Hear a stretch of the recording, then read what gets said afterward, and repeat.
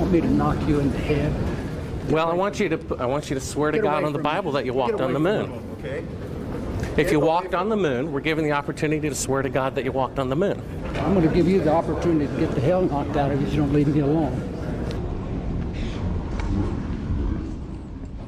So why don't you just put the end to the record in the argument and put your hand on the Bible, swear to God you walked on the moon. Mr. Sibrel, knowing you, that's probably a fake Bible. Well, you're talking to the wrong guy. Why don't you talk to the administrator in NASA? We're passengers. We're guys going on a flight. Of course. I don't hit people, but you're going to be on the deck unless you get I'm heading out. I appreciate it. and get the hell out of the Black House. Okay. Well, Take your stuff and get the fuck out. Why don't you quote me and say it's bullshit? And the shadows in the wrong place. I don't give a damn about all that shit. You're full of shit. of lunar orbit being falsified. Being falsified? Correct. We got an unedited tape from a source at the Johnson Space Center. Yes. Totally nonsense.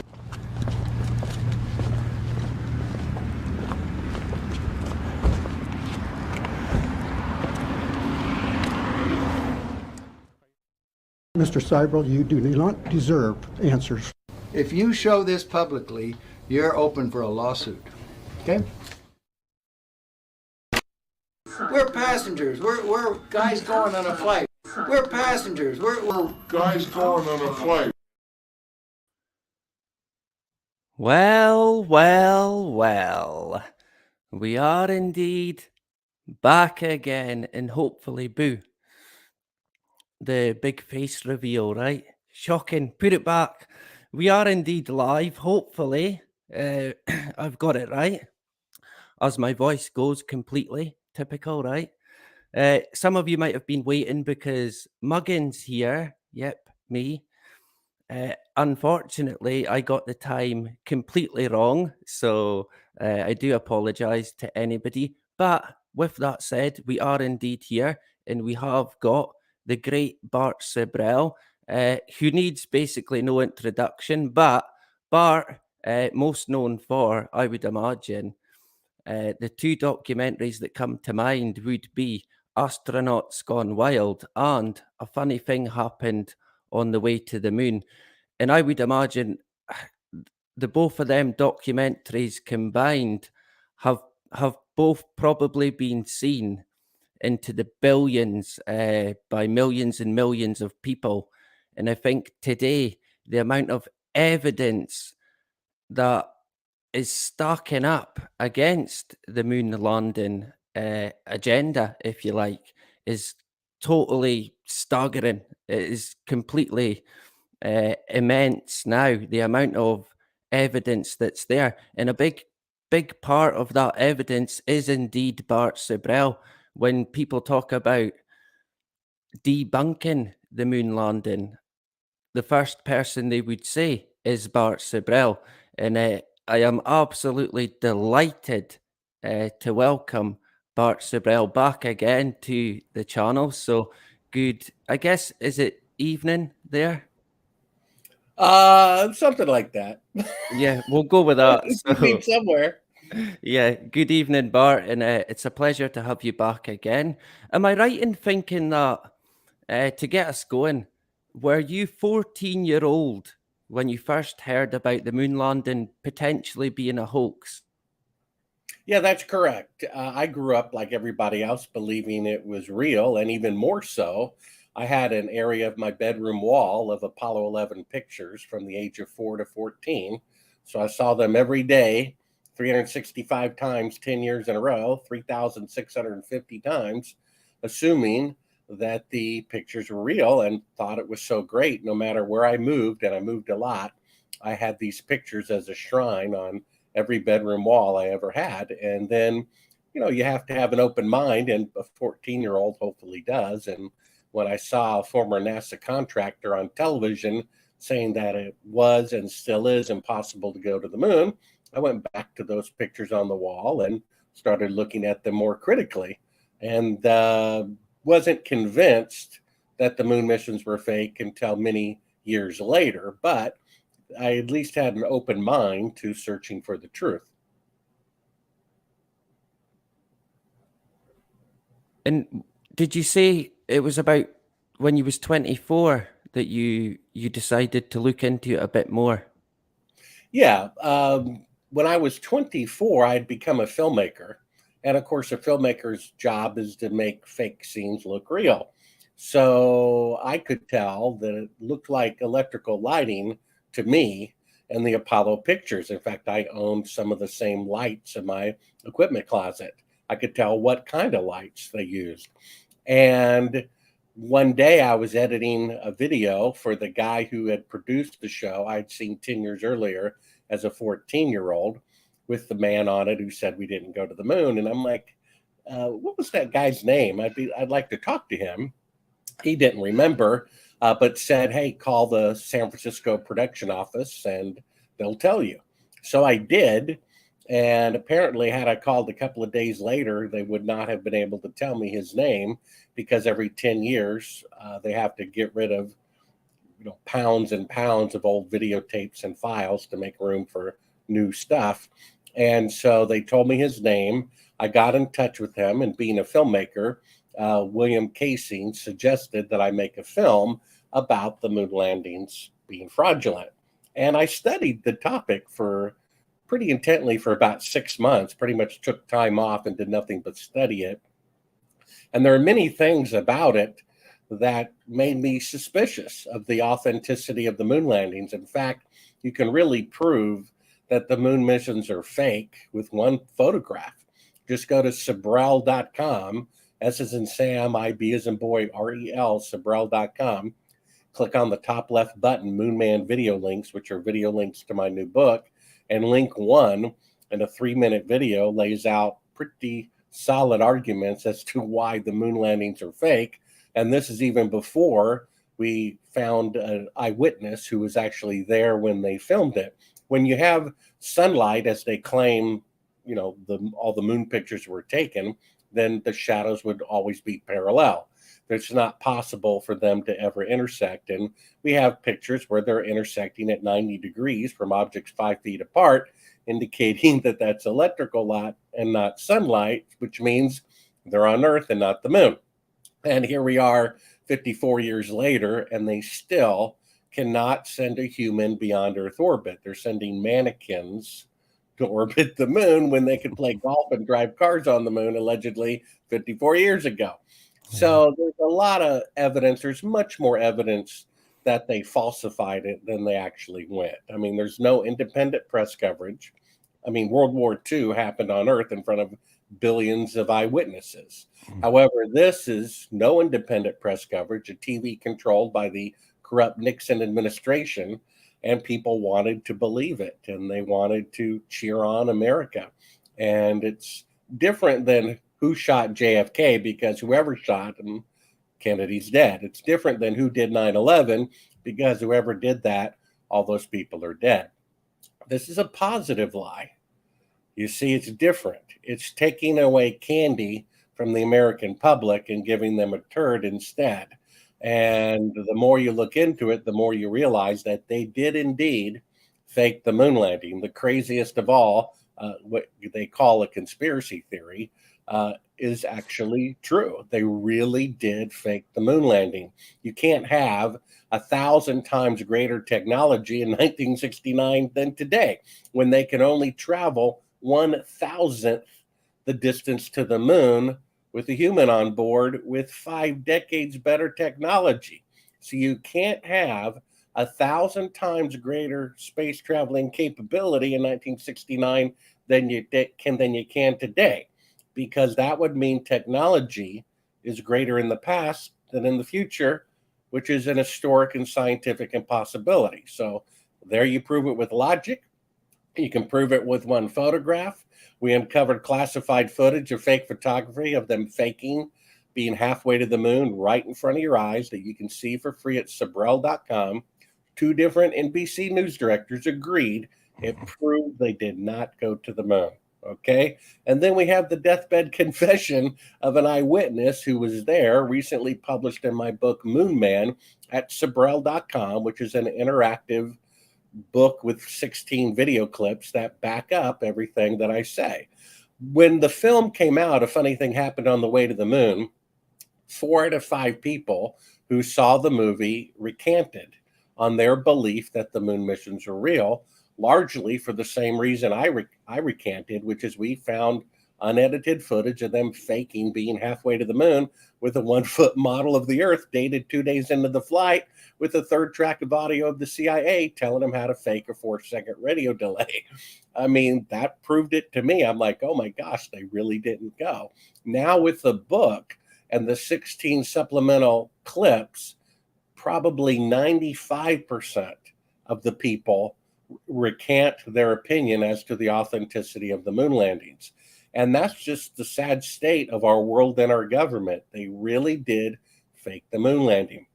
So when Orwell said, whoever controls the past controls the future, this is a perfect example of that, because the people who are controlling the past, that we went to the moon when we certainly did not, those same criminals are controlling our destiny, which means until the moon landing fraud is exposed, we will never have honest government in the United States of America, and probably not anywhere else, because we, like it or not, are the world leader in many ways, one of which is corruption.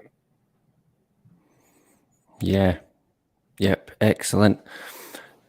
What do you reckon? What's your thoughts on? You mentioned there about the mannequin that they sent, and I find that quite funny. Do you reckon that's fake as well, or what do you think about that?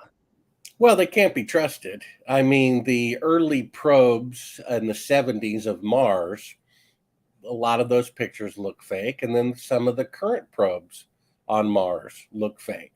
I mean, these diehard people who will never admit the moon landings are fake, including a college professor who told me if he saw an Apollo astronaut confess that the moon missions were fake, he would still think he walked on the moon anyway.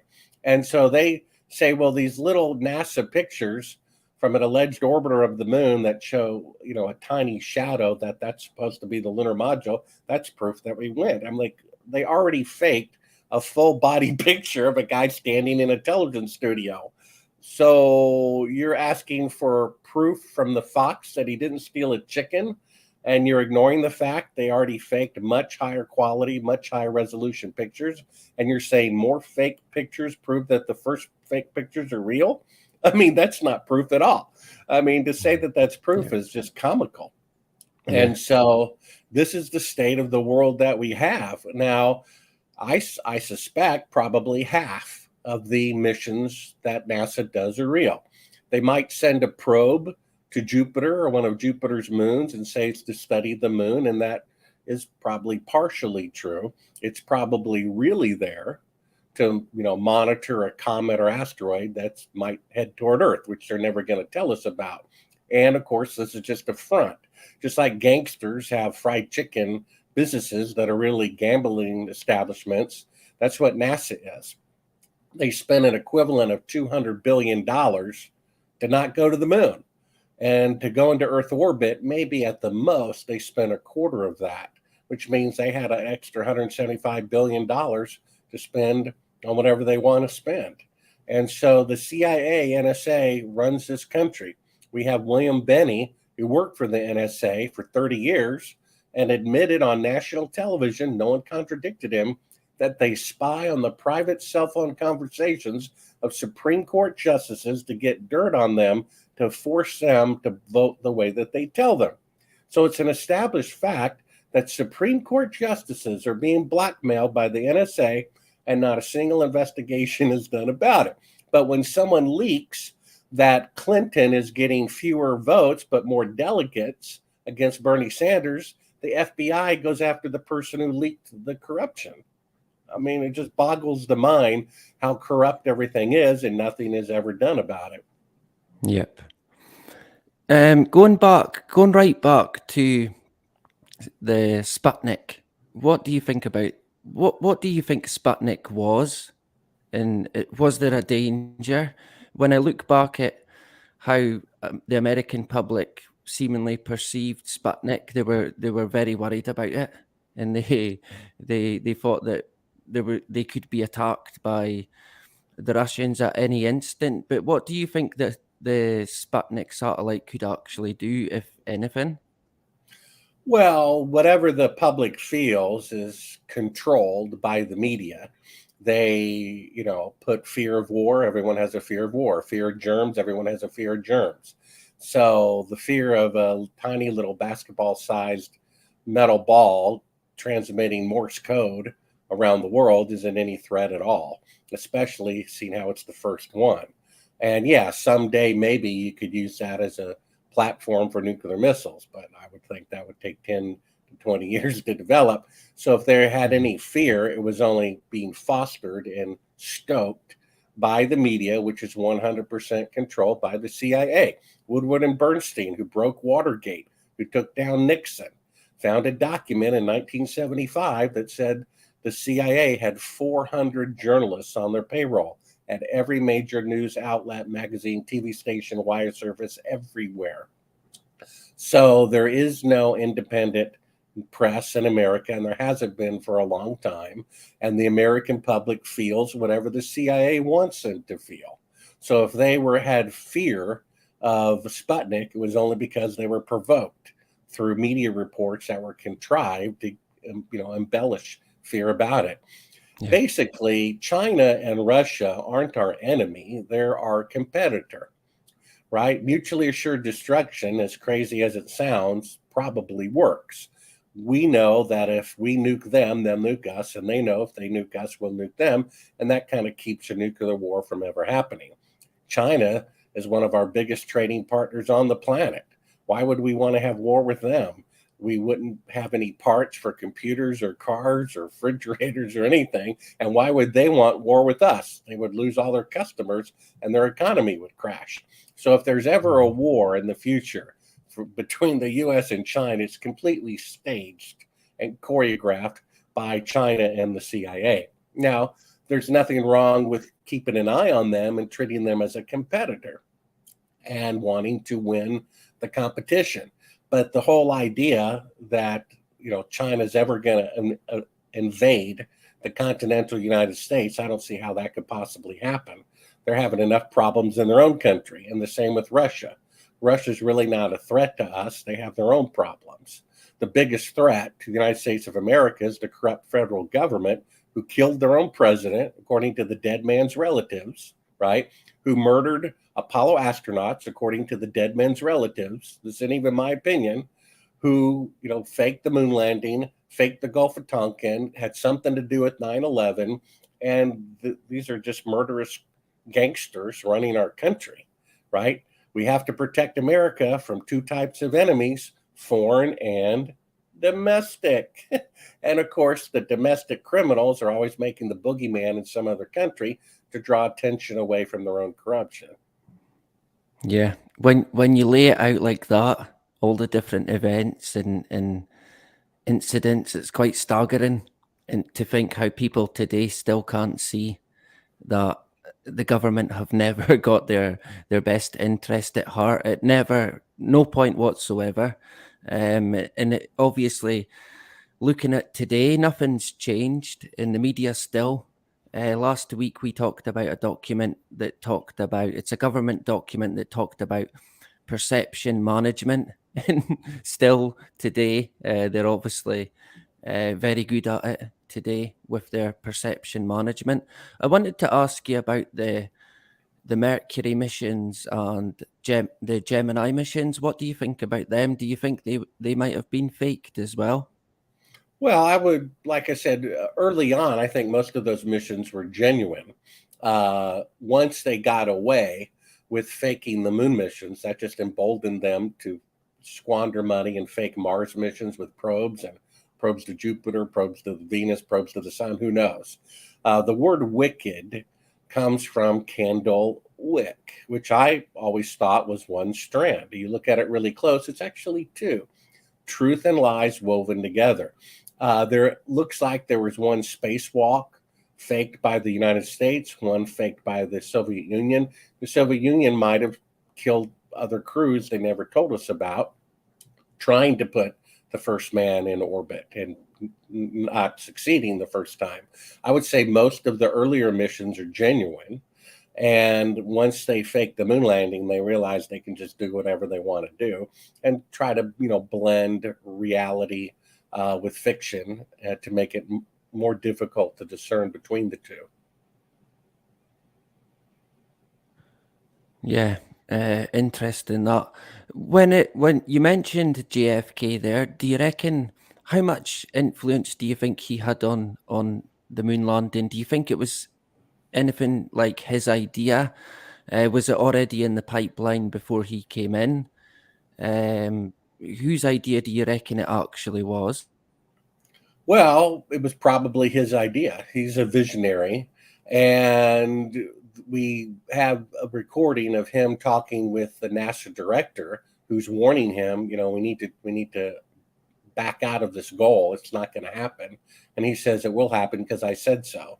The guy had good qualities, but he had some bad qualities too. And apparently he became a little arrogant, thinking just because he's president, anything he says can and will happen. And it was his instigation that caused this whole moon landing fiasco, because he was Irish, and he talked about this old Irish tale where two brothers came to a wall of a rich man, and one brother grabbed the hat of the other one and threw it over the wall because he had challenged him to climb the wall, and that forced him to do it. And so Kennedy said, by saying we're going to go to the moon by the end of the decade, we've thrown our hat over the wall. That will force us to make it happen for the sake of pride. Well, that pride led to the faking of the moon landing. And so, NASA has never kept a schedule a single time in their entire history, except the most complicated mission of all time. 10 years later, after millions and millions of aircraft had been built over the course of 50 years, the 747 took 168 attempts to get the fuselage off the ground. No aerospace endeavor has ever worked on the first occasion, not the 747, not the Wright brothers kite plane, except the most complicated mission of all time. And so it doesn't make sense that they can only send mannequins to orbit the moon today, but they can play golf and drive Jeeps on the moon, 50 years ago. If it weren't for people's pride, and this being sweet, sweet candy that they're going to have to give up and receive a turd instead, they would see the truth for what it is. Fortunately, most of the generation who had that emotional burning of their tearing and flag waving are dying off, and objective people like us 14-year-old teenage would-be filmmakers look at both sides and say, hey, there's something not right with this picture. And the longer it goes on, the longer it's going to be more difficult to prove that the moon missions were fake. It's my belief that they'll just keep postponing it, as 10 presidents have said we're going to return to the moon in 5 years, and they haven't done it 10 times in a row with decades better technology, but somehow they were ahead of schedule the first time, right? And they'll keep postponing it until some global catastrophe happens, pandemic, economic collapse, or comet or asteroid. And at that point, no one will care who shot JFK or if the moon landings are real or not. That's got to be their plan. They're just going to postpone it until the world crumbles, and then it won't matter anymore. Yeah, that's actually a really good shout. That, and when you mentioned there, it reminded me of when you spoke to, is it Gene Cernan, the astronaut who, the way he was talking, it was like he camped out on the moon for about a week. It was his home for a week. I was wondering what the astronauts were like when you met them. Was there any of them that you felt wanted to kind of tell you that you were right? Or what sort of impression did you get from them? Well, the impression I get is they're totally committed to lying. They can't, they're stuck. They just feel like they have to totally commit to the lie. That's just, no matter how ridiculous it sounds or how stupid it sounds or big a fool they may look, that's what they're committed to doing. It would be different, William, if only one person went to the moon and claimed to have walked on the moon. Maybe the truth would have already come out with their confession. But one person's confession ruins it for everybody else, ruins the life and reputation of everybody else. Plus, they're the ones who go down in history as the Benedict Arnolds ruining the reputation of America. Well, yeah, the reputation of America was ruined when they faked the moon landing, when they killed their own president, when they faked the Gulf of Tonkin, right? The reputation of America has been ruined by the criminals in the federal government. The only way to correct that is to confess our wrongdoing, to have a house cleaning. Truman established the CIA in 1948. He said it was the biggest mistake of his presidency. He says they are accountable to nobody. And they openly, blatantly brag about breaking the law in newspapers and on television, and no one holds them accountable. It's known that they're blackmailing Supreme Court justices, not a single investigation because everyone's afraid of them. This is the state of our country. And so I don't know what can be done except divine intervention. Yeah. When you spoke to Neil Armstrong, he said, "Oh, you don't deserve answers." I thought that was interesting. So Yeah, I there mean, is if I don't deserve answers, I don't know who does. Yeah. Because Congress and the Senate apparently didn't deserve answers either. That's pretty arrogant of him to think that the Congress and the Senate, the people's representatives, they don't deserve answers either, because they certainly didn't get together and vote whether or not to fake the moon landing. The people who run the country ignored them. So voting makes no difference whatsoever. Just ask Yeah. Bernie Sanders or Ron Paul if voting matters. It doesn't. And so the whole government is out of, and then he said to me, "I'm making a fool of myself in front of the world." Well, history and Judgment Day may prove that he was the one making a fool of himself, because what good is it to gain the whole world and forfeit your soul? You see? And so they try to turn the tables, and it's kind of sad. That's just the standard CIA technique. You accuse the other person of what you're supremely guilty of. And so the American public deserves answers. It was their money. And when you read my book at Sibrel.com, and I talk about the extensive interviews I did with the family of Apollo astronauts who, in their own words, told me they were murdered by the CIA, then they're using our tax dollars to not only fake the moon landing and deceive us, but to pay the salaries and the hardware of CIA agents who kill our own brethren whistleblowers who are trying to expose their crimes. This is the people that Neil Armstrong is defending, right? And accusing me, the whistleblower, of what he is supremely guilty of. I mean, that's pathetic. Yeah, it was quite funny, to be honest. That's how comical it was. You could see it was blatant that they were it was a reflection of themselves a lot of the time. And I thought it was really funny when Buzz Aldrin said, "Why are you asking me? Ask the NASA administrator. We were just passengers traveling like on a flight." I thought that was quite comical. Why would you say that? Everything that Buzz seemed to say to me never made sense. Well, yeah, he made two admissions, and you can see this film for free at Sibrel.com. And first he said he was only a passenger. Him and Neil Armstrong were passengers, not pilots, which is proof that they were just orbiting the Earth for 8 days under the control of NASA. He said, "You need to talk to NASA's administrator because they were the ones responsible for faking the moon landing. He was just a pawn." So that's an admission that he didn't go to the moon, because he referred to himself and Neil Armstrong as passengers, not pilots. And then when I showed him the classified footage of fake photography of a 1-foot model, which he photographed himself, he said, "Oh, and this makes you a real famous person for having discovered this." Well, how could I become famous if I'm wrong and the discovery is meaningless? Not when two news directors at NBC both viewed it, both agreed it absolutely proved they never left Earth orbit, and therefore the moon missions are fake. You see? So, and that's why after these two admissions, he said, if I show this interview with his two admissions to anybody, he'll sue me. Well, good luck with that. Yeah. And just on that as well, have you ever had or heard anything about any of them wanting to take you to court or anything like that? No, that's the last thing in the world they would do. because we're in the right.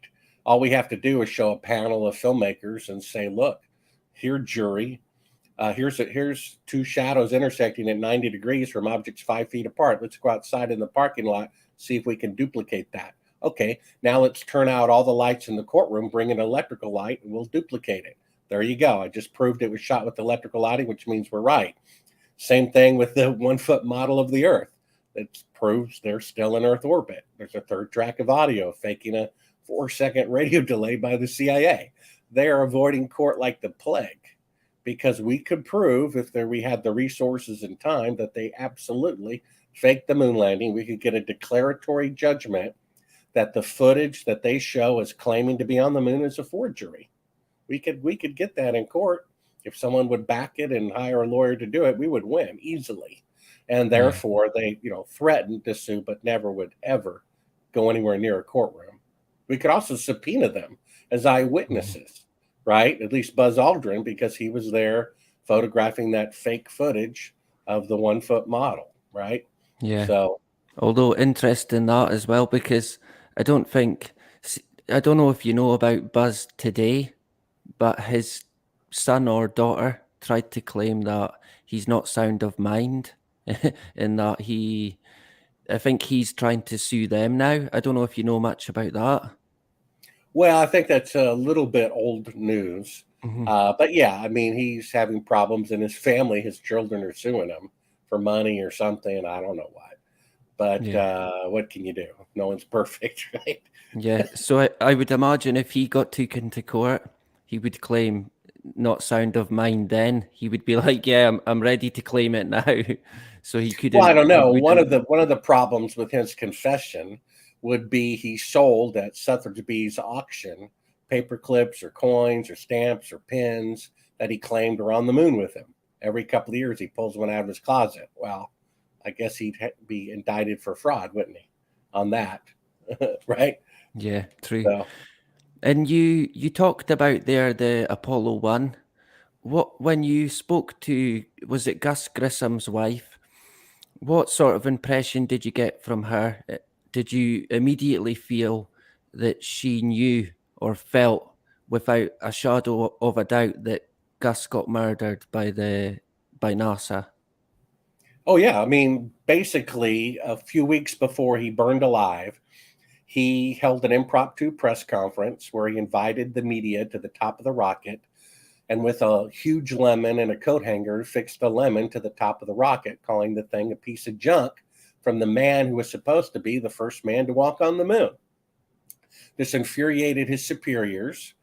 And on January 26, 1967, Betty Grissom, who I interviewed for 4 hours, told me he came home from work and said, "Hun, for some strange reason, the CIA is all over the launch pad today, monkeying with the equipment.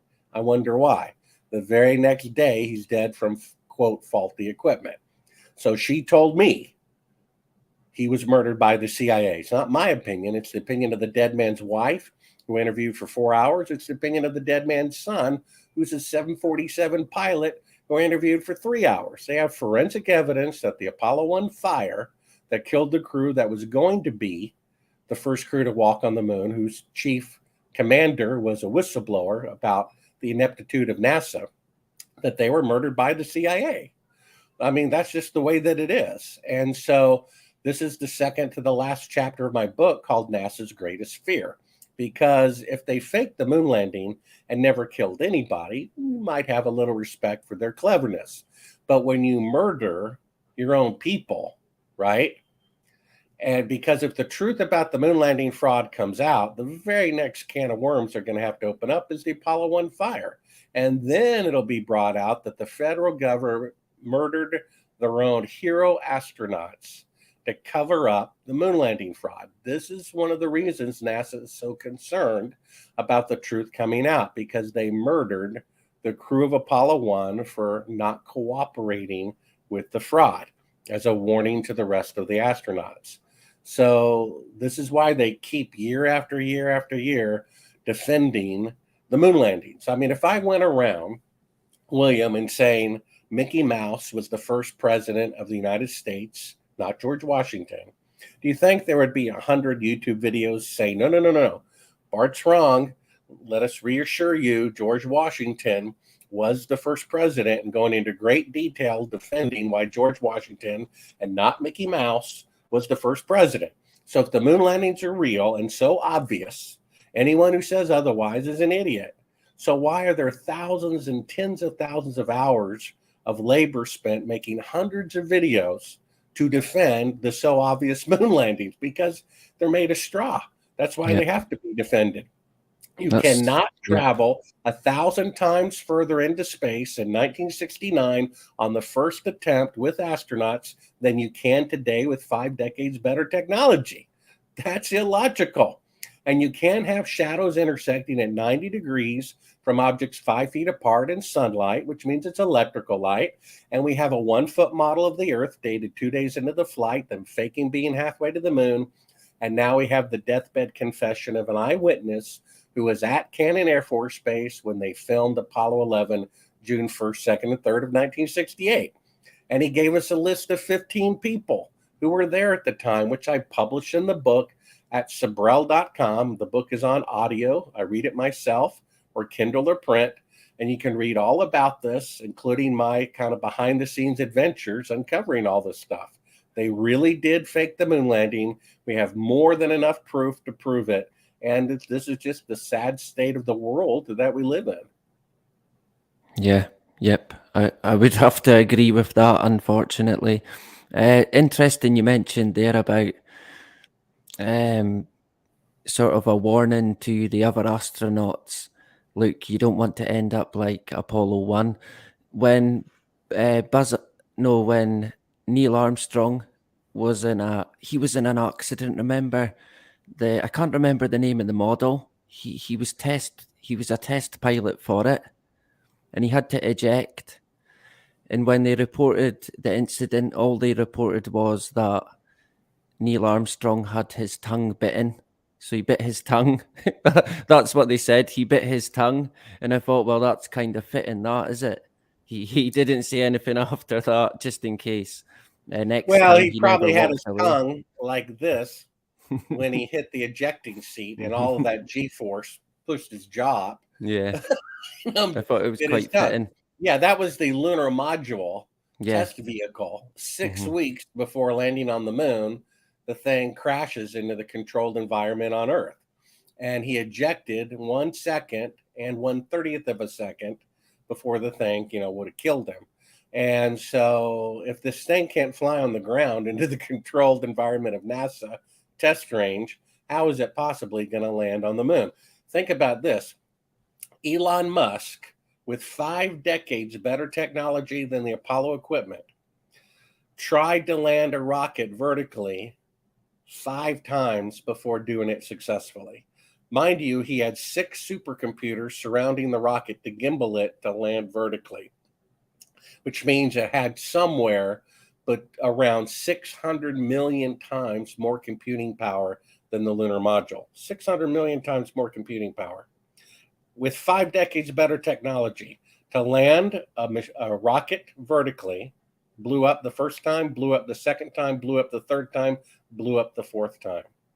So how could they land the rocket the first time vertically ever tried with 1/600 millionth of computing power back in 1969, when with 5 decades of better technology, 600 million times better computing power, they blew up the 4 times they tried? You see, that's actually the first time a rocket ever landed vertically was Elon Musk doing it. And it took him 5 tries with 5 decades better technology. So they didn't land a rocket vertically 6 times on the moon, in 1969 and a couple years later with, untried equipment. You see that? He can't do it on land. They didn't do it on the moon. And even 5 decades later, they blew up the first 4 attempts trying to land a rocket vertically. But for some reason, with 1/600 millionth computing power, they did it in 1969 on the first attempt. How about that? Unbelievable, right? Completely unbelievable. I also, going back to Astronauts Gone Wild, what was the documentary that the guy Ed Mitchell put on? Was it your documentary that he actually put on?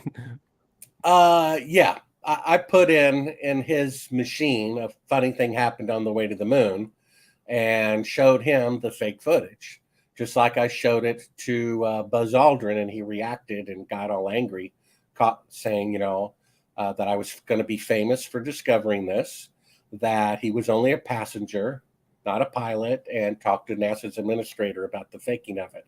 He was just a pawn, all of which he basically says on camera. Edgar Mitchell, I showed him the same footage. He turned red as a beet, got angry, and then, of course, as you know, kicked me from behind. And the part you didn't show is in that commotion of being assaulted by someone from behind, we left a wireless microphone on him, and my camera operator was a bit startled. He forgot to hit stop recording. So while the camera's in the back seat of the rental car, it's still recording. The private audio of the wireless microphone we accidentally left inside the astronaut's house. And a couple of months later, when we got around to doing a transcript of it, the film secretary calls me up frantic saying, "Do you know what they're talking about privately in their house while, you were in the driveway leaving?" I was like, "I don't know." She said, "They're talking about calling the CIA to have you murdered." And I'm like, "Yeah, that's funny." She said, "No, Bart, they're talking about calling the CIA to have you murdered." I'm like, "Yeah, that's funny." She says, "Bart, you're not hearing me. I'm being serious. They're talking about calling the CIA to have you killed," which we have it right there at the end of the film, Astronauts Gone Wild. You can watch it for free at Sibrel.com. Do you want to call the CIA and have him whacked? Now, if they really went to the moon, and I'm some silly person who thinks it was done in a TV studio, why would they care? Why would the CIA care? But if I have this footage that made him turn beet red, that proves they're faking being halfway to the moon, then maybe the CIA would have to be involved, because this list of 15 people, some of those people were CIA agents and NSA agents. And so what can you do, right? That's indirect proof they faked it, because why would the CIA have to kill somebody who thinks it was done in a TV studio if they really went? Why would they care? Yep, exactly. And why would they be constantly trying to debunk the hoax, debunk that it is a hoax, like you keep saying? They just keep trying when they should really just leave it, but they don't. And I was wondering what you thought about the Columbia incident that happened in 2003, I think. Well, I think they launched when it was too cold. They had protocol that said don't launch below this temperature. It went below that temperature and they launched anyway. All of their engineers said don't do it, don't do it, don't do it, don't do it. And they had, I think, scrubbed 2 or 3 times before for this mission and thought it would look embarrassing to scrub again, so they decided to do it anyway. I mean, going into Earth orbit is not an easy task by any means. It takes a lot of ingenuity and determination and risk. People don't realize how many space shuttle launches they did in an extremely short amount of time. There's a little side note to that. They're in a hurry to build something in Earth orbit. Okay? You don't launch 125 or however many space shuttle missions in 10 or 15 years. I mean, that's so many. It boggles the mind. And so 2 of them out of 125, 1.5% blew up. I'd say that's doing pretty good, considering the force and the danger you're putting on that vehicle and the people. And they just got cocky and they paid the price for it. I do not think the crew was still alive. I think people have too vivid of an imagination and they can see what they want to see. People who will never give up that the moon missions are real will constantly see that they're real through evidence that it's fraudulent. And yes, NASA's liars. Yes, they're criminals, but half of what they do is true. And I think it's a red herring. I think it's a misinformation psyop to say that they're still alive, whatever. I don't think that they are. I don't think it matters if they were. The bigger issue, the bigger fraud is the moon landing fraud. We have to focus on that. That's the finger out of the dike. And maybe this is why the federal government keeps propping up the moon landings. It's different. You know, one of the news directors who agreed that the footage I uncovered, which you can see at Sibrel.com for free, he said it proves they never left Earth orbit, which proves they didn't go to the moon. And he said, I will not broadcast it. It'll cause a civil war. You see, it's different, like I said, than who shot JFK. He's still dead. And who did 9/11. They're still dead. This is different. This is burned onto people's hearts. This is a positive lie. Taking away that sweet, sweet candy and giving them a turd. He said this is going to outrage the public. And then when we find out that the Apollo 1 crew was also murdered by the people who faked the moon landing, murdering their own people, when the Constitution, rather the Declaration of Independence, says when any government becomes destructive of life, liberty, and the pursuit of happiness, it is the right of the people to alter or abolish it. Well, life. The government is murdering their own people to cover up their crimes. That's it. The federal government is out of control, period. End of story. We need to start over. And that's what they're afraid of. That I believe the moon landing fraud would be the finger out of the dike. It might cause the collapse of the economy if it were known internationally. We'd be ridiculed. It might cause the dollar to collapse. Who knows? However, if we keep the finger in the dike, that means these murderers are still in power. I say we're better off taking the hit of cutting off a gangrened limb and walking with a limp rather than dying, because these murderers are going to kill the people under their care, and they don't care about Americans. Robert McNamara said that the Gulf of Tonkin incident, the thing that started the Vietnam War, he said, we just made that up. It never happened. That led to the death of 3 million people, including 58,220 Americans that didn't have to die. They killed them. They killed the crew of Apollo 1. They killed President Kennedy. They killed people to cover up the moon landing fraud. Who knows about 9/11? You see, these are murderous, lying gangsters who are running our country. The whole way that the government is run and the rules need to be reevaluated. And so the last chapter of my book is called What to Do About This Mess. And it proposes some rule changes in government, very simple, that would fix most of this problem. This is why the moon landing fraud is key to all the other truths coming out and to reform. This is different. It really did kill probably the fewest number of people of any government fraud. However, it's different. It's burned on people's hearts and their emotions. They prayed for them. They waved their flag. They cried. They printed it on coins. They printed it on stamps. They put it in the encyclopedia. They held ticker tape parades for them and gave them medals of honor for being such good liars.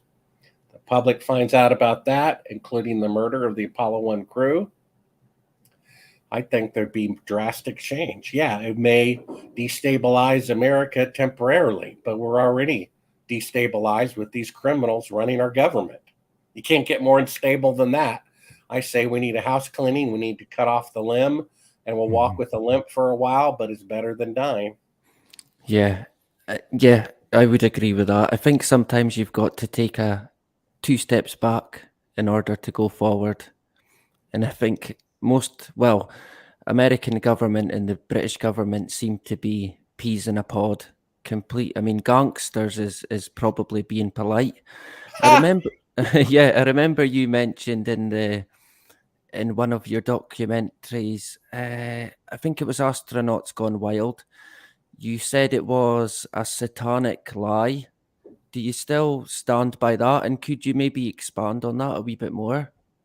Yeah, the reason it's different, when I first was given the opportunity by Bill Casey, who was there during the Apollo program, who said it never happened. Originally, I turned down the project.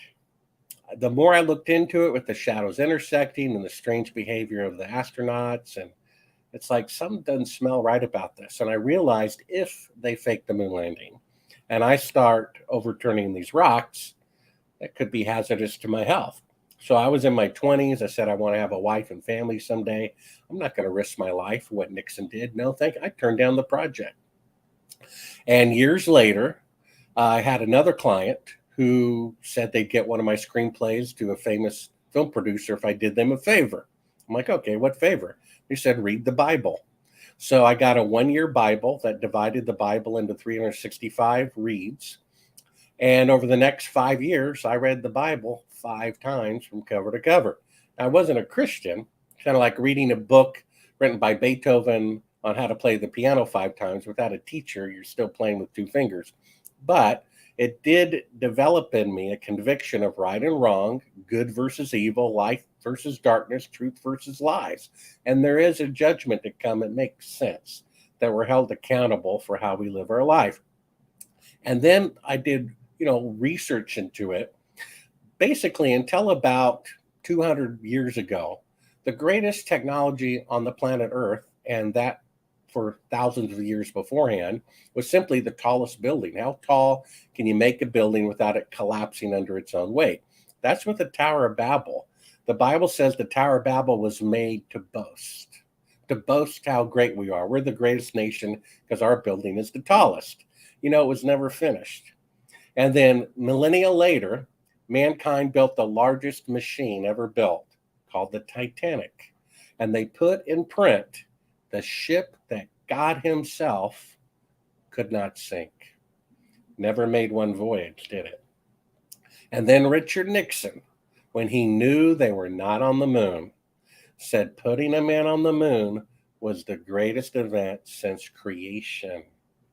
You see, this is different. This is mankind's greatest accomplishment, which absolutely never happened. And yet they boasted it was only second only to God himself. Just like the Titanic never finished, just like the Tower of Babel never finished, this never finished, and yet to be exposed. I think it coming out later might have actual more impact. Imagine there was a couple, and 6 weeks after they're married, one of them gets drunk and sleeps with somebody and one time. They could tell them right away, I'm sorry, you can divorce me or forgive me. Or what if they told them on their 50th anniversary? Which has greater impact? You see, I think the 50th anniversary does, because it's like living a lie for all those years. And so when and if the truth does come out, it's going to have impact. Some people say it won't matter. It'll be one more, but maybe it will matter.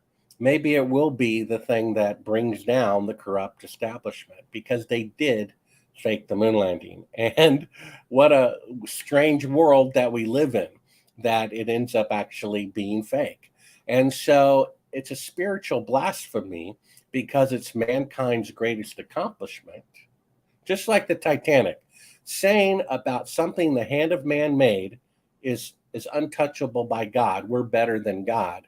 That's blasphemous, and God rebuked it. The Titanic never made one voyage. So the idea that this, latest rocket from SpaceX blows up, 1 minute after leaving the launch site and it's a success, you might as well say what the Titanic was a success because it left the dock. I mean, it's not. I mean, what kind of backward society calls a rocket blowing up a success? I mean, that's how brainwashed they're trying to trick people into thinking. Yeah. And so here we have mankind's greatest accomplishment being a lie, and Nixon saying it's the greatest event since God made the universe. You see, there's something going on here. There's something spiritual going on. It's the greatest lie of mankind. And if you believe in God, then his adversary is a fallen angel who is the father of lies. And according to Luke chapter 4, when Jesus was being tempted by Lucifer in the desert, Lucifer said that he would give Jesus all the kingdoms of the world if he would worship him. And he said the reason was that Lucifer is in command of all the kingdoms of the world, that he can give them to whoever he wants. You see, it says Lucifer is a liar and a murderer. This is why all the world leaders are liars and murderers, because Lucifer is Lord of the earth right now. That's why the greatest accomplishment of the earth is a lie, you see? And they're so afraid of the truth coming out. When I called Buzz Aldrin a liar, a coward, and a thief and received a punch, when I looked at the footage, the punch wasn't for calling him a liar. And it wasn't for calling him a thief for taking $2,000 to give an interview about something he didn't do. It was because I called him a coward. That really provoked him.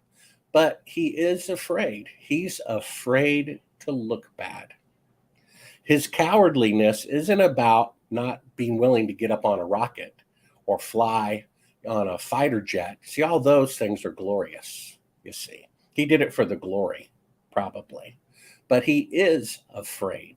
He's afraid to look bad. He loves his pride and vanity more than the truth, more than patriotism, more than God. Because if he wants to be right with God, all he has to do is say the moon landings are fake. Please forgive me. And I ask for forgiveness. Please forgive me. And I'd be his best buddy. And we'd travel the circuit together, talking about the moon landing fraud. And so the fact is, he is a coward. And the second to the last book of Revelation lists a bunch of sins that will prevent you from entering heaven. Sexual immorality, drunkenness, stealing. But you know what number one is? The cowardly. The cowardly. Why did people take a medicine for an illness they didn't have? It was because of fear. They were afraid. In fact, Hebrews 2, I think, says that Satan holds all of mankind in slavery because of their fear of death. Why did people take this medicine? For fear of dying, and maybe the medicine caused what they feared. You see? And if you believe in God, then you don't have fear of death, do you? Right? Because you're right with God. And it won't matter if you die. You're going to die anyway, right? Yep. It was when I look at Buzz Aldrin and all the interviews that he done, especially early on, he seemed to really suffer because he knew, you could see that it was eating away inside. He wanted to kind of tell people, but he couldn't. And I think to a point where it pretty much destroyed him, his well-being, and he went into a bout of depression, alcoholism, the whole lot. Whereas Neil Armstrong, I don't think he did, albeit he seemed to get a lot more attention. Maybe that's why he was the first to walk on the moon. They maybe knew that Buzz probably wouldn't handle the pressure that would come along with that. But would you agree that Buzz took it really badly? Well, the reason why he speaks is because Neil Armstrong and Michael Collins rarely did, unless the president personally asked him to. They didn't want to have anything to do with it. In fact, there's not a single picture of Neil Armstrong on the moon as the first man on the moon. It just boggles the mind. He refused to have his picture taken. The reason why I think he chose to be first, he was the commander of the mission, which meant he could choose whether it was him or whether it was Buzz. I believe he chose himself out of nobility. It was fake, and he said, if someone's going to fake it, I'll take first blame. I'll take first responsibility. That's why I think he chose to be first. It was actually a noble choice for him under those circumstances. And now Buzz has this weight on him. I talked to a police officer once. When someone gets away with a crime, like let's say murder, 30 years ago, they got away with it. He said they're still always looking over their shoulder. Am I going to get caught? Am I going to get caught? And yeah, the stress of that has to be enormous. And what does the Bible say? Save yourself from this corrupt generation. And the way you do that is repenting. You repent. That's your part of the 2-box safety deposit box keys. God's grace and your repentance. And it's amazing. All we have to do is turn ourselves in and we get to live forever. And yet, if you think about it, William, in all the years you've watched television, have you ever seen a single news story where someone who was at large for robbery, rape, or murder years later got a conscience and turned themselves in? I don't know. I've never seen it happen, not a single time. And yet that's all we have to do to live forever. That's why what good is it to gain the whole world and forfeit your soul. And all these criminals, they're gaining the whole world, but forfeiting their soul. I watched a movie last night. I think it was called something Pennsylvania. Christopher Walken had a small part in it about this couple, murdering their boss for the money and to take over the restaurant. And I'm like, as I'm watching it, they don't think about God. They don't think the money's going to run out. They don't think about dying. And then what? They're really just living for the moment, and that's it. I don't see how anyone could do that. But then again, the fear of God is strong on me. I think about it every day. Am I going to make it? And what do I need to repent of to live a better life tomorrow than today? Yeah. It's speaking of repent and redemption, the confession that you shared, was it last year or was it this year you shared it? I'm unsure. But I think the guy's name, Eugene, I'm forgetting his second name, but it was a deathbed confession.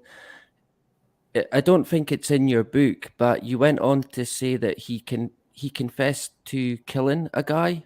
Is that correct? Could you expand on that a wee bit? Yeah, one of the breakthrough discoveries that's in the book Moon Man, which you can get at Sibrel.com, that I read in audio, Kindle or print, is we have an eyewitness who was there. And we disclosed that he was the chief of security at Cannon Air Force Base in Clovis, New Mexico. And he personally stood beside President Johnson while they filmed the faking of Apollo 11 1 year in advance in 1968. And I did not publish his name in the book, which I now say is Cyrus Eugene Akers, because his son was still alive, dying of cancer, and didn't want to deal with the publicity. And I wasn't sure whether to publish it also, but now that his son is dead, I mentioned in interviews, he not only confessed to eyewitnessing, participating in the faking of the moon landing as he was dying. He said, this is important, people need to know. Of even greater importance to him was the fact that he murdered a coworker to keep it a secret, because a coworker thought it was wrong.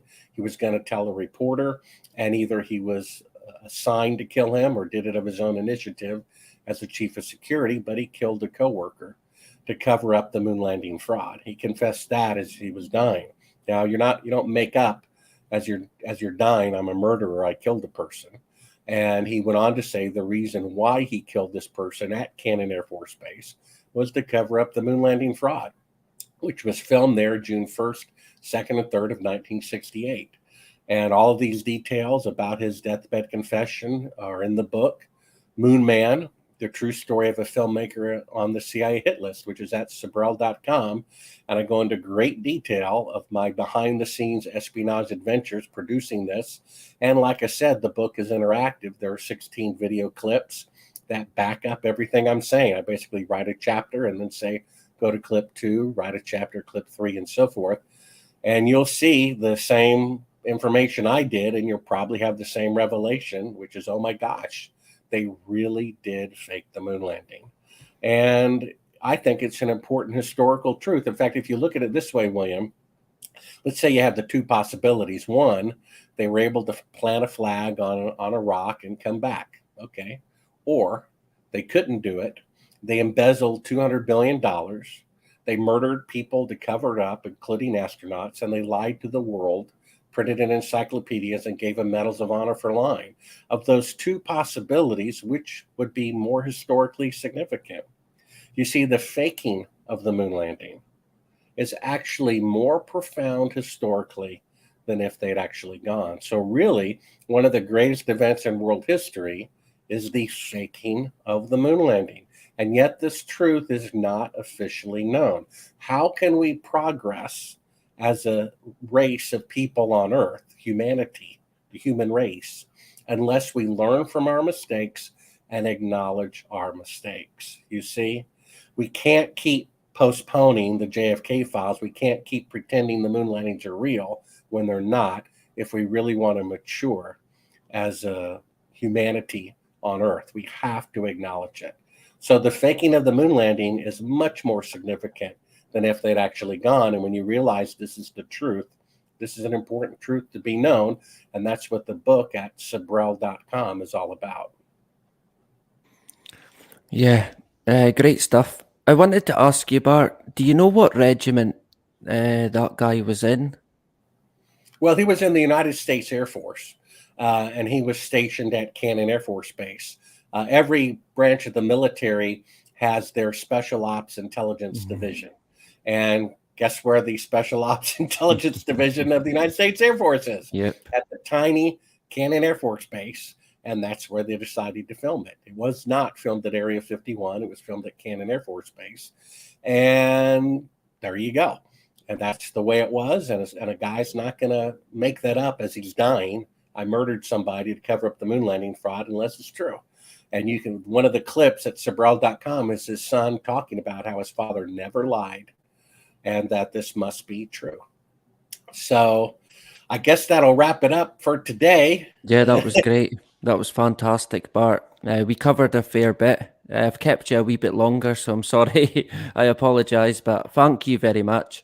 I'll maybe get you on again in the future and we can discuss a wee bit about what NASA are doing today, if you would be up for that.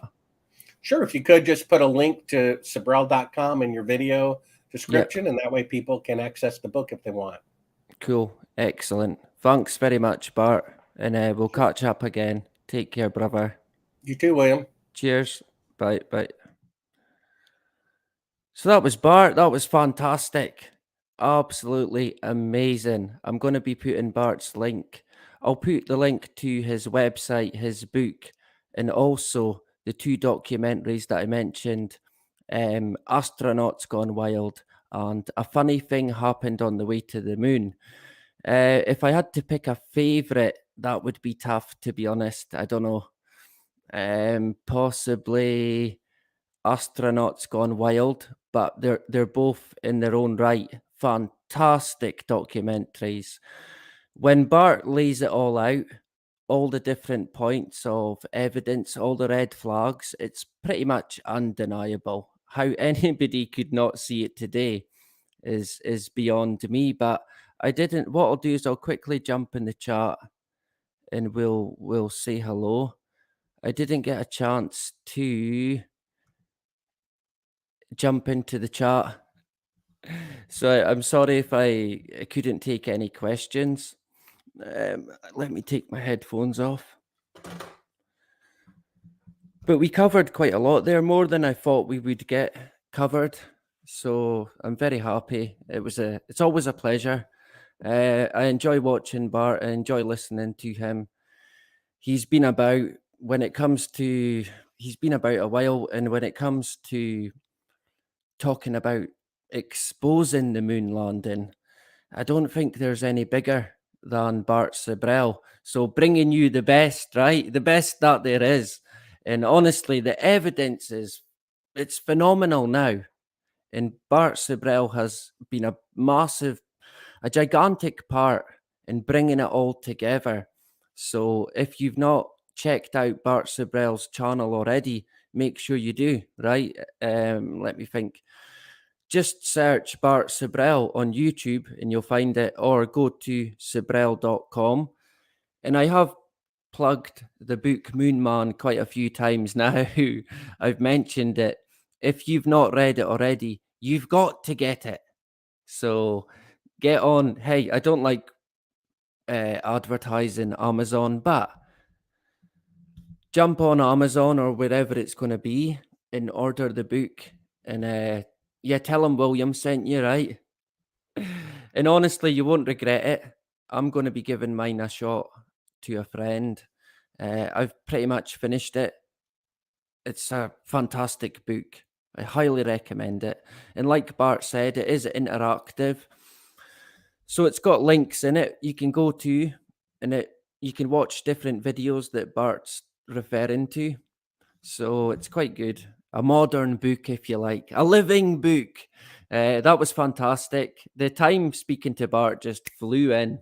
Honest to God. What are we at now? 3:20 in the morning? Oh, man. Now I won't get to sleep, right? It's like speaking to a celebrity, pretty much.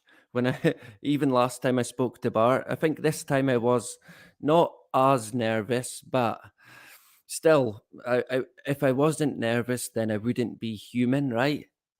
I would be an AI bot, which I clearly am not. If only. If only, right? Of course, being human, you've got to deal with the good and the bad in life. That's the way that it goes. Interesting. Everything that Bart says, I find very interesting. The Columbia incident, personally, I'm not sure. I've not looked into it myself, to be honest. I guess I can only agree with Bart in that we can't. The one thing we can we know, the one thing we know is that we cannot trust NASA. No way. That is the bottom line. So that was great. Let me see. Who did we have? Dead and Drumming. Dead and Drumming classic. Willbot, yeah. Attack of the Willbots, right? Honest to God, someone said that once. Oh, he's an AI bot. Get him off. He's an AI bot. He's a shell. He's an AI shell. So there you go. And I do apologize for getting my time mixed up. Typical, right? Where was it's a duck to keep me right? One of these days we'll get it right. So good to see Dead and Drummond, or Dead in Drummond would be more like it, right? Sue as well. A pleasure to see Sue. Ulick MCG in the hood. A pleasure to see you, who I heard the other day on a stream, which was great. And I actually got invited onto it after me saying I probably wouldn't. After me saying about a week ago, I probably wouldn't go on any more streams. I'm now going on another one by the looks of it. So I can't say no. What can I say, right? And yeah, I look forward to that. That would be great, catching up with MCG, right? Dardarius as well in the hood. A pleasure to see you. Hopefully you caught the chat there with me and Bart, right? Have you heard of the Sage Margalith in Montana? The Sage Margalith. For some reason, it does actually ring a bell. I'm not sure why, to be honest, but yeah, it does ring a bell. That you can maybe let me know, right? Katie as well, Katie Kane in the hood. A pleasure to see you. Yeah, glued to the TV. To question it back then, you would get you would have been put in a straitjacket, right? Quick, tie them up, inject them. Restrain them. They're completely insane. It must be true. It's on the TV. It must be true. I heard it on the radio, right? So it's good to see Katie in the hood as well. I apologize, I couldn't get to the comments, so I'm sorry about that. Susanna as well. A pleasure to see you. Mannequin, a pleasure to see you, brother. Hope you're doing well. Oh, Chris in the hood. I almost missed you. Sorry about that. Chris was in the hood as well. Land Rover, when am I going to be back again? Oh yeah, that was funny. That I don't know if Buzz had been in the toilet beforehand. You know, one of them sort of situations, but I don't know. It was really weird. I mean, everything about American politics and anything official is definitely weird. And yeah, that was quite funny, to be honest. Who else did I see? My voice went straight away. Man, typical, right? Mannequin. Yeah. I don't think Buzz is well today. He can't be. You know what's going to happen now then? Buzz is going to get voted in as the next president of the United States. Look out for it, right? He's the ideal candidate to take over from Biden, surely. A dog named Boo. Thank you very much for joining tonight. A pleasure. I hope you enjoyed it. I don't know how far back I can go. Oh, James, good to see James. A pleasure. James Smith, Jack Russell as well. A pleasure to see you. Hasdak in the hood. Good to see you, brother. Phil as well. Good to see Phil, who I also seen on a live stream. You kept that quiet, Phil, eh? I thought, what the heck? There's Phil. And there was me thinking that Phil was Scottish. Little did I know, English. I guess none of us can be, well, some of us can't be perfect, right? We'll let you off, Phil. Our English brother sent some as well in the hood. Good to see you. So I think I got back to enough comments. Most of the comments would have been today when the stream was seemingly meant to be, but it wasn't. It was now. Of course, I got my time mixed up. Of course I did. Oh, Son of Clay as well. Good to see you. Yeah. A great interview. Thanks very much, Son of Clay. Thank you. Good to see you. Oh, Bobby as well. Back again. Good to see you, Bobby. Great stuff. Yeah, it's quite, I don't know if it's late or if it's early now. Do I even go to my bed now? What would be the point, right? I'm actually meant to be up in about 4 hours' time. So I probably should get to my bed, to be honest. We're on the graveyard shift now. The graveyard shift on Radio Talbanocky. Will we go with that? I think this could be the latest. See, I'm unsure if I'm calling it the latest or the earliest live stream that I've done, but I wanted to do it live to give people a chance to interact in the chat. So I don't know, maybe next time, me and Bart will do a pre-record. You can let me know. Failing that, it'll be another 3 a.m., 2 a.m. live stream. At least this time I'll get it right. So let me think when I'm going to be next back on. I'm unsure. Possibly tomorrow night. Possibly. If not Saturday, I might jump on during the day. Failing that, it could be Sunday, right? So sometime in the next few days, I'll jump back on. We'll get a catch up and take it from there, I guess, right? Next week is my last week at college. Excuse me. So it's a bit nail biting at the moment. I know, right? So I'm kind of tying everything up tying it all up and tying up any loose ends that I've got. Unfinished work. Oh dear.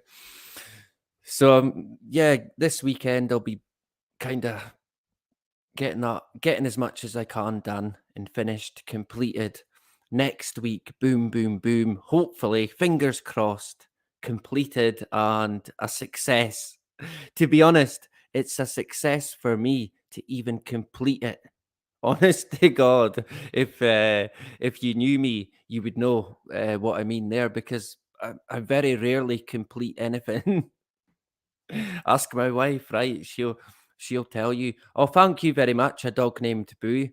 I might take a few clips from the interview that we done and put it on one of the channels, this one or the backup. I'm unsure. But next week, I'm hoping to get Met Warwick back on, the guy who lives pretty much off grid.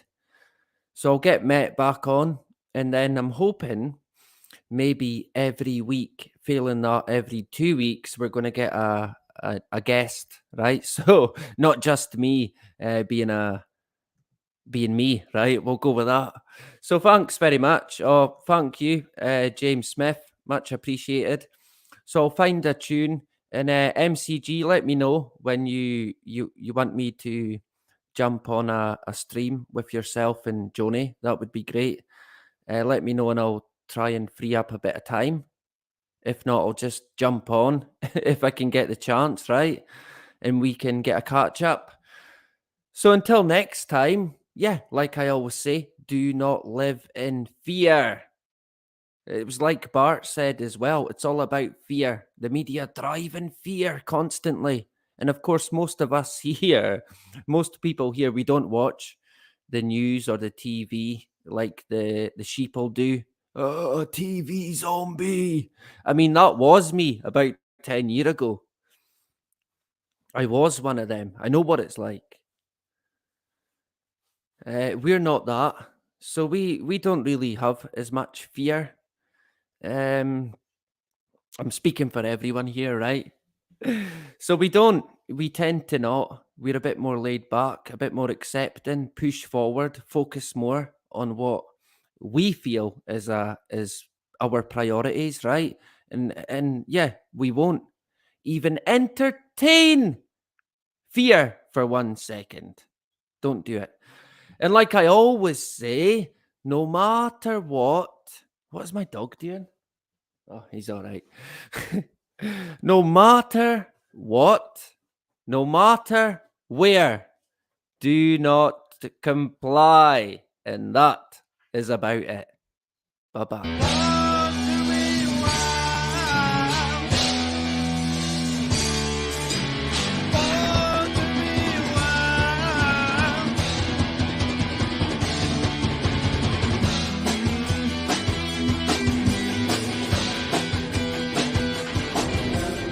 You want me to knock you in the head?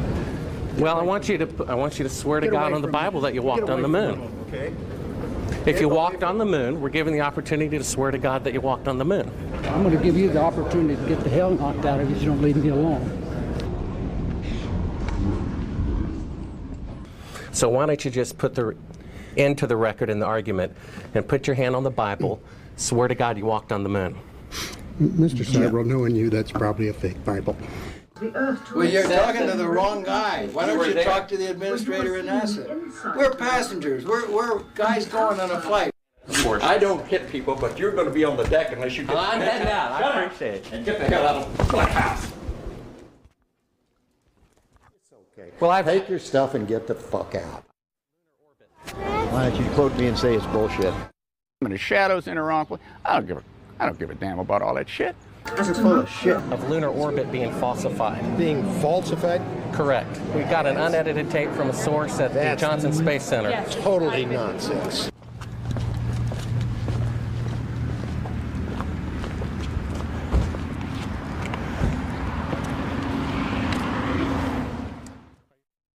Mr. Sibrel, you do not deserve answers. If you show this publicly, you're open for a lawsuit. Okay? We're passengers. We're guys going on a flight. We're passengers. We're Guys, go. Loving you isn't the right thing to do. How can I ever change things that I feel? If I could, baby, I'd give you my world. How can I, when you won't take it from me? You can go your own way, go your own way. You can call it another lonely day. You can go your own way, go your own way. And tell me why everything turned around. Packing up, shacking up, so you wanna do. If I could, baby, I'd give you my world. Open up, everything's waiting for you. You can go your own way, go your own way. You can call it another lonely day. You can go your own way, go your own way. You can go your own way, go your own way. You can call it another lonely day.